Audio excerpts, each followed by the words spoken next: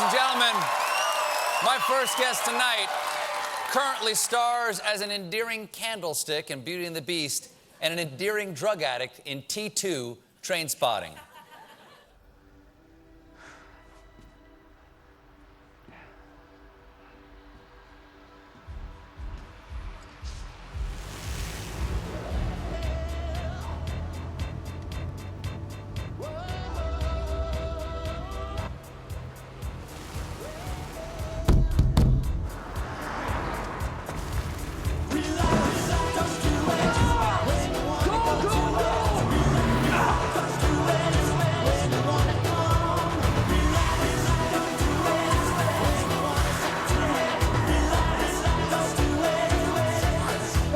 Please welcome Ewan McGregor.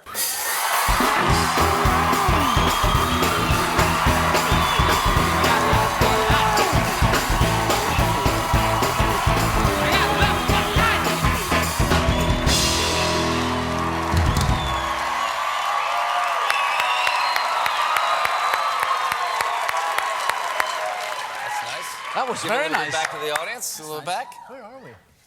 We're in the Ed Sullivan Theater right now. I've never been in here. Have you never? No. You didn't come here when Dave was here? I never looked up if I did. I don't think so. We changed the ceiling. Oh, well, then in that case, maybe I have. Yeah. I love what you've done with the place. Thanks very much. No, it's really good. We kept it just as cold as we used to, though. That's right. That does remind me of Dave's studio. Now, you, as I said in the intro, you are playing a talking candlestick. Yep. And you're also playing a 40-year-old heroin addict, okay, in these two different films. Which one of these things is more believable? Because the idea that any of the guys from Trainspotting are still alive is pretty crazy. Yeah. I don't know. I think it's quite a stretch to believe me as a candlestick. Okay, well, let's talk about that first. Let's ask them what they think. I don't know. Mm-hmm. Oh, I totally buy you as a candlestick. You know, the truth is, Renton's sort of cleaned up his act a little bit over the years, and you might be more surprised about where he's at the beginning of T2 than the other boys. Yeah. There are a lot of people that do kick heroin and get over it, so... Well, Trainspotting is pretty rough. I watched it again this weekend in preparation for T2. Yeah. And those guys are living a pretty rough life there. Yeah. I mean, the fact that you people in T2 have all your teeth is surprising. No, I don't think Bobby's got all of his there. He's missing one, I think. All right. Well, now, Beauty and the Beast, let's talk about that for a second. You play a candlestick, as I said. You play Lumiere. How does one prepare? As an actor, how does one do a ride-along as a candlestick? Well, months of research. You know, months and months. I don't really know. The funny thing about it is I sort of just swanned into it, you know. Bill Conn did what? I swanned into it without much thought, and it was a mistake, as it turned out. But I've been living with a beautiful French woman for 4 years, my wife, and I just assumed I've got the French accent, I can do that, you know. And so I just swanned in, and I couldn't do it. So you did the French accent as Lumiere, and it didn't work? It didn't really sound very French. It was a bit south of the border, American border. It was a bit... you were a Mexican? I went a bit Mexican. I love beast? It. We don't need no stinking beast. Be our guest. Be our guest. Yeah. Freon, be our guest. So we recorded all of it so that they could be played back on set when they were... Because I'm a candlestick, I'm not really going to be there. So we got there before they started shooting, recorded all of the dialogue, and then buggered off, you know. And then what we recorded was going to be played back on set for these amazing actors to listen to. And I left going, oh, no.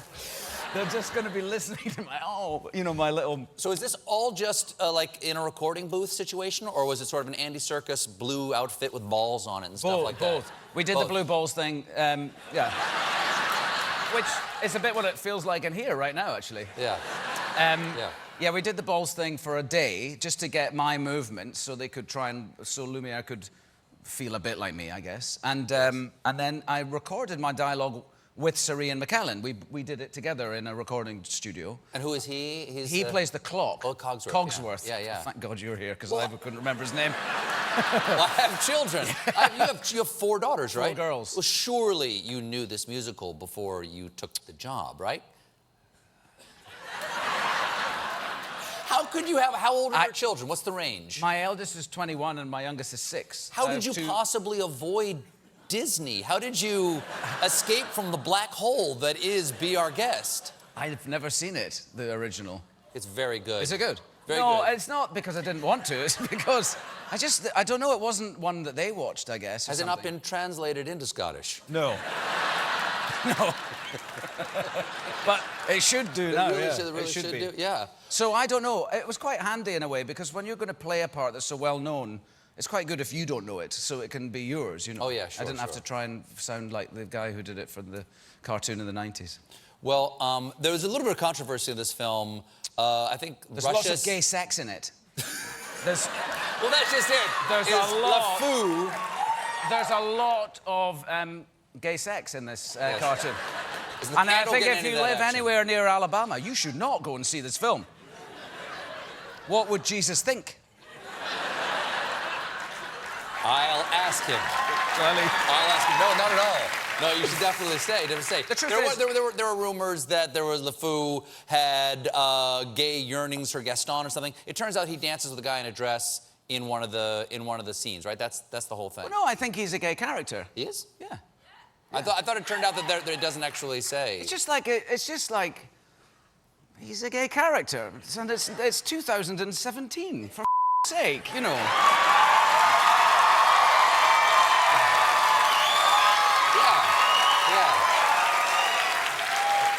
Is that any of your dialogue from the film? Or is that...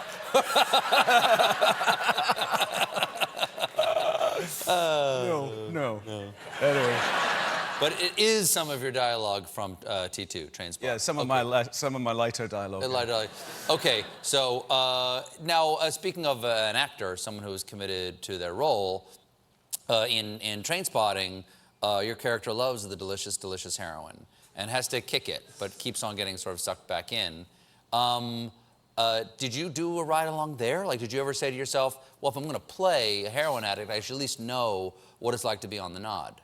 I did think about it, and in the leading up to it was an extraordinary moment in time. The Trainspotting novel was sort of a novel of our generation in Scotland and further afield, I guess. But in Scotland, it was like the book of our generation, and when we preparing to make the movie, it felt like it was going to become what it has become. It felt that special. I was always absolutely convinced that it would sort of be an amazing piece of work. And I did think, well, I've never done heroin, and if I'm going to play this heroin addict convincingly, maybe I should try. And I had this sort of notion that our writer, John Hodge, our scriptwriter who adapted Irvine Welsh's book, is a doctor. And I thought, well, he can give us some, Really? Yeah, okay. he could give us some. Doctors in Scotland have heroin? I'm sure they have access to some somewhere, Sure. Why not? Yeah. I thought that would make it safe, and so I've thought about it, and then I started working with Danny Boyle, and we went up to Glasgow, and we worked with this extraordinary group of recovering addicts called the Carlton Athletic Club, and they became our sort of... There was one guy, Eamon, who became our sort of heroin advisor on set, and I went to one of their recovery meetings, and I sat there and I watched these young guys come in and girls come in, and I saw the extraordinary suffering that they were going through and the pain in their eyes. And I thought that it would be enormously disrespectful to them for me to go and try heroin, Dabble. I didn't need to. It wasn't necessary. So what I did is I asked all of these people that were generous enough to give us their time, and I asked them to describe what it was like to withdraw and what it felt like when you injected heroin. And, I'm an actor and I have to use my imagination, and so that's what we did. It would have been very disrespectful, I felt, to them to have done that. When I wanted to go watch Trainspotting again, I really needed the subtitles for some of the scenes. And is that Scotland's revenge on the English? That no, I think our midgies are our revenge on the English, or anyone else, actually. We've got these tiny little mosquito-y things called midgies up in the Highlands. Sure. they're just a nightmare. Nobody goes up there because you just get eaten alive by them. Is there a Scottish phrase that you particularly love that perhaps I wouldn't understand what it meant if you said it? Because there's so much of the film that I'm only getting the emotional content from. Yes. Well, I'll come on to that. Partly it doesn't really matter. I think when we made the first Trainspotting film, they asked us to redo some of the, the first third of the movie to make it sort of slightly less Scottish. And You dubbed it? A little bit, just the first third. We did dub some of it. Okay. And Begbie's, if you see the British version, Begbie's got this, Bobby Carlyle's got this amazing scene where he throws the pint over his shoulder. And it starts like Wednesday night doing the Volley, which is Wednesday night down at the Volley, which is the name of a pub. And they tidied it up so you could slightly understand him, and it really ruined it. Because it doesn't really matter if you understand what Begbie's saying. You sort of get the point, You just get the point not to go near him or annoy him in any way. So we didn't do that this time, but what Danny's done is he's done some sort of slightly amusing subtitling around the beginning of the movie to help the American ear into the accent. Yeah. Because it's just an act of trust for the first few minutes. Yeah. Do you want to know my favourite Scottish phrase? Oh, I'd love to. It's a bit rude, though. Is it all right? Oh, sure, of course. OK, it goes like this. If you're going to get hung for stealing a sheep, you might as well it as well. Words to live by. Words to live by. T2 Trainspotting opens in select cities this Friday. Ewan McGregor, everybody. We'll be right back.